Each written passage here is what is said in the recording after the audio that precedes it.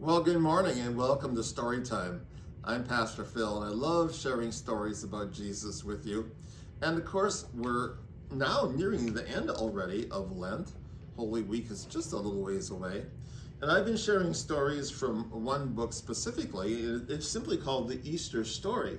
And in this book called The Easter Story, there are stories of the last week of Jesus's life. Now, our last week, when I shared stories, I shared a couple with you, and I'm going to take our story a little bit further into the Holy Week today. Today, I want to share a story about the Last Supper.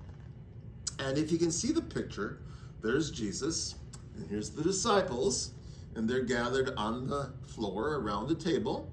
And you probably can't see this, but there's a loaf of bread in Jesus' hand, and there's a chalice on the table. And the story reads as follows. As Jesus and his disciples ate the Passover meal, Jesus made a surprising announcement. One of my friends is going to betray me to my enemies. The disciples were horrified, and they looked at one another in alarm. Meanwhile, Judas slipped out unnoticed and made his escape into the night. When he had gone, Jesus reached across the table, picked up the loaf of bread, holding it in his hands. He raised it up and thanked God for it.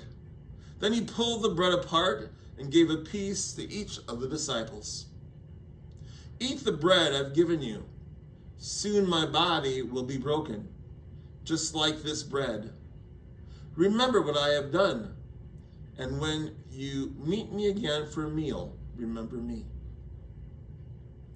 When they'd finished eating, Jesus took a cup of wine and once again thanked God for it. Then he passed it around to the disciples, and they all ate and drank. Drink this, he said. This wine is a sign of God's new agreement to save you, an agreement that has to be sealed with my blood.